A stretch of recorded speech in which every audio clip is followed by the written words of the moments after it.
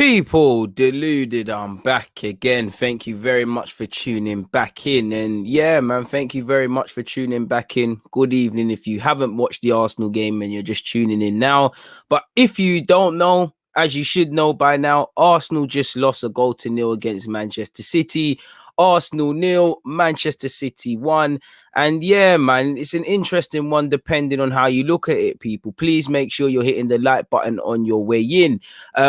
It's a weird one depending on how you look at it. Like I said, people, because on one hand, I'm not a person who likes to live in la la land and find positives where there's none. Obviously, Arsenal are not league champions. Realistically, on the best of days, Arsenal can't talk to Manchester City. Yes, we beat them in the FA Cup, but we can't speak to them. So I'm under no illusions, to only lose 1-0, fair play, I can take something with that. But on the other hand, regardless of the golfing class, the golfing ambition, the golfing quality between the two sides, I find it hard to find that as a positive in the sense of saying we never lost 5-0, we lost 1-0. It's cool. I get it. It's a defeat where you can live with it. You can still watch Match of the Day and stuff. But for me, it doesn't help because for me, again, I'm all about momentum. Even if you didn't necessarily win today, if we put a more positive performance, you get a bit of momentum going into Benfica, which is a cup final. There was, but there wasn't rotation today. And based on the rotation I saw today, I know Arteta hasn't said it and he's not prepared to say it publicly yet, but this tells me you favor the league, you favor the Europa League over the domestic league. Now, one will say our boys are tired against City. Even if we win, it's still a big ask for us to get top 4. So it depends. But yeah, like I said, we didn't lose 5-0 cricket score. We're not seeing mad inquests on Match of the Day or Sky Sports or BT about how we was exposed per se. It's a healthy defeat. And stuff like that. But on the other hand, people, so like I said, you lost 1-0, you only lost 1-0.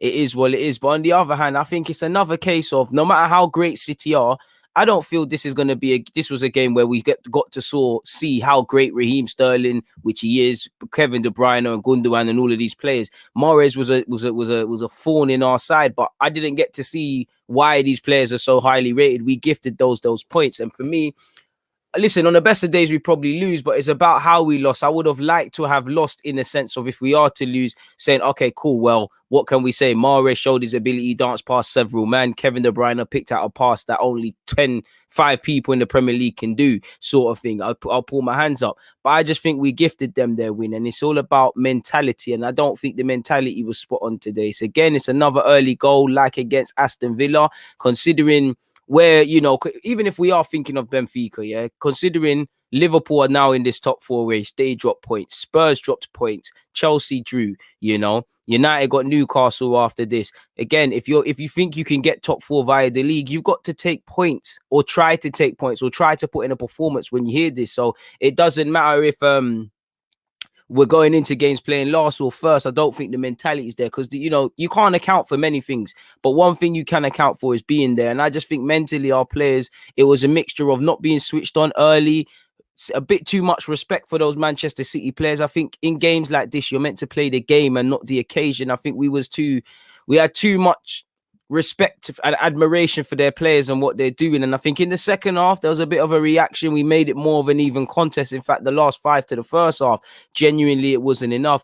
And as much as I'm focused on the big clubs, quote unquote, Everton and West Ham also won, and they're in this top 4 race as well, as are Leicester. So again, on the best of days, we need other teams to drop points. So we live to fight another day. But for me, it's a case of individual errors, man. I think, our mentality, we didn't start the game well. Obviously, we made that mistake. I think players were too scared on the ball. Players were scared not to make a mistake. Players hid. Players had too much respect. And again, mentality, we can talk about Arteta, but again, I just seeing players being safe. There was no real, I couldn't really see who was going to get us in the game. It's another game where, as much as I love Tierney and he switched off for the first, he was beaten a bit too easily by Mahrez. We shouldn't be talking about our left back being the most creative, with all due respect. None of our attackers were there apart from Tierney and Saka. They're the only ones I think were right today, but there were some positives. City weren't that good, and that's what annoys me. City didn't have to grab free, City have played better than that and lost.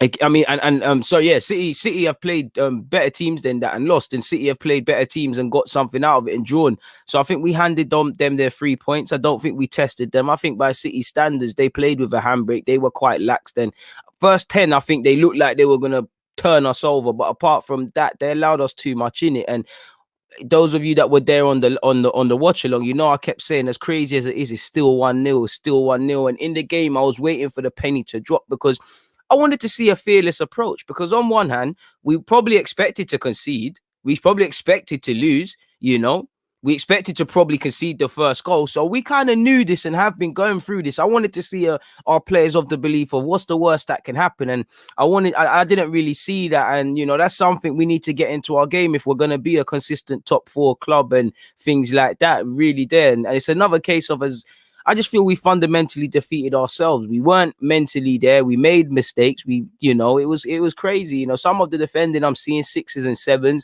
We're losing the ball in 5-yard passes. Several players over there. Players are hiding. From Tini's the most creative in your team. You've got problems and stuff like that. And only a couple amount of players are standing up to be counted.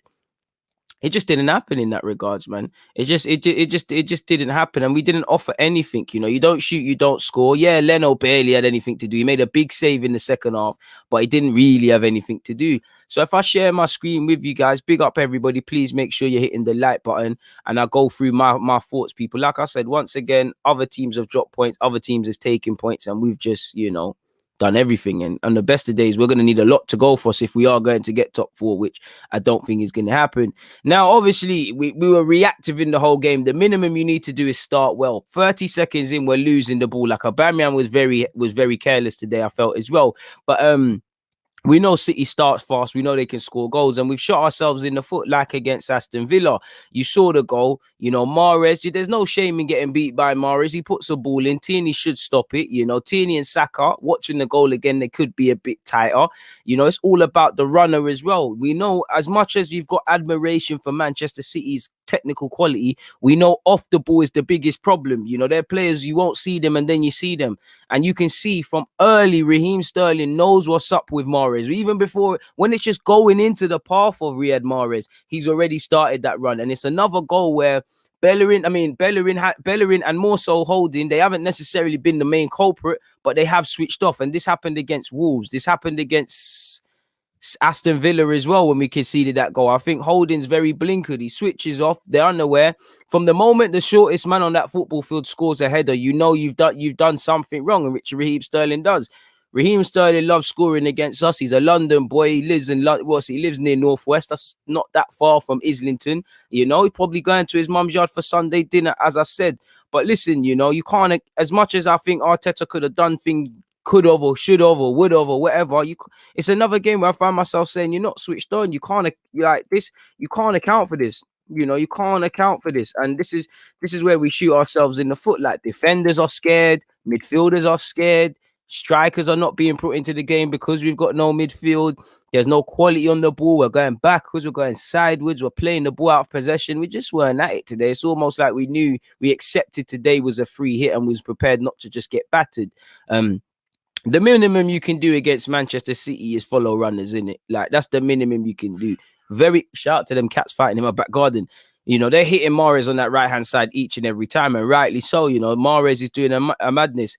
I felt we gave them way too much space. I understood we weren't trying to press them aggressively. I don't think we press coordinated enough when we try to, but we're giving way too much space and we're allowing them to drive at us, which isn't making sense. You saw John Stones and Ruben Dias. They didn't do no defending today. They were trying to be strikers as well, people.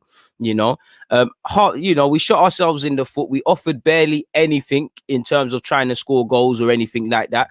The only thing I would say, people, is I think we ended by the way we was playing. I think the last 5 minutes we did all right. Towards the end of the game, we started getting some corners. Tierney and Saka started opening up, but we needed to do a lot more and a lot more very quickly, because it's still only 1-0. And I'm of the thinking that Pep Guardiola is going to get onto them and say, listen, you need to put this game to bed.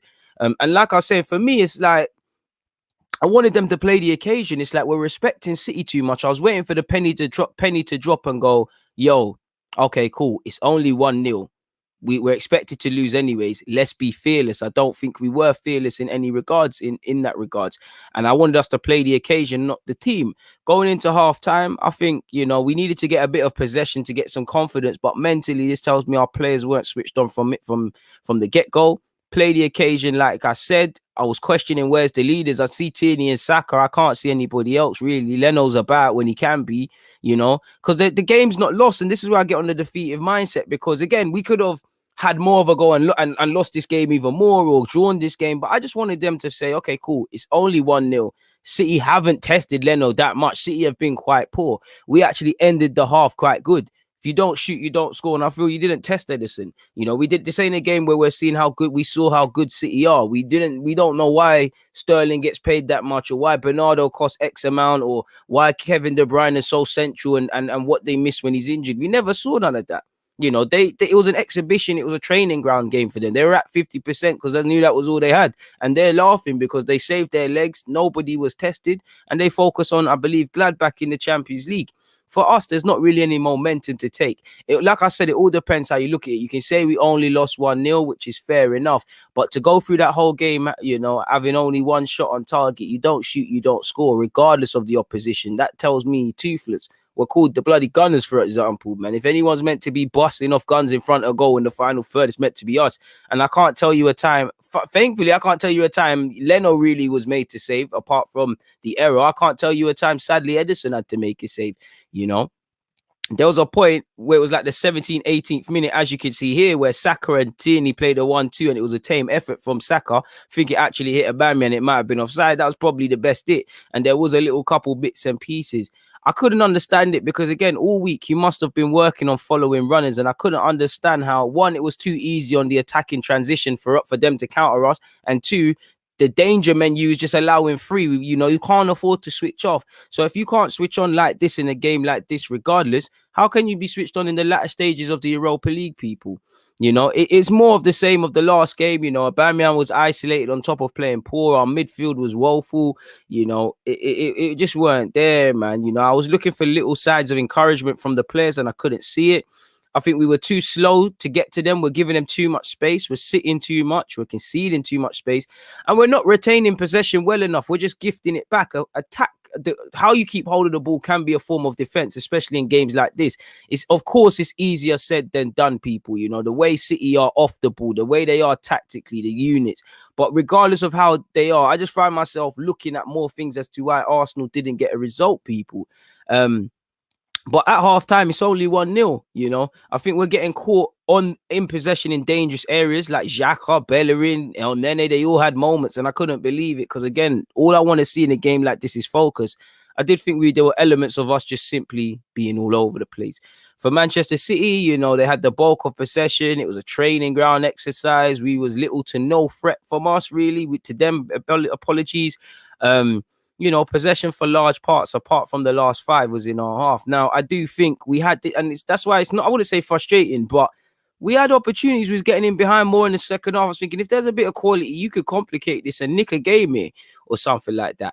I did think the one thing I was really annoyed about is it's just in terms of logic and being street smart. Against Manchester City, you shouldn't be too open, and I think we were too open. I wasn't fussed with the lineup. I understood Odegaard starting for Smith Rowe. I think Odegaard was really poor. I think looking at it, I think Holding and Marie have been a bit of a train wreck. There were some moments where they both saved the team with important tackles, but maybe changing both our defenders in that partnership was the worst thing. Bellerin switched off, and again, Cedric's made mistakes, but I just feel that, again, it's to bring the agenda of, you're playing favourites and they're letting you down. Again, I understand match fitness and whatnot. Ceballos has played 2 games in the spin, but I just feel Ceballos would have been up for this game a bit more than El Nene, and I think El Nene and Xhaka's a bit defeative. So ultimately, that's where we went wrong, people.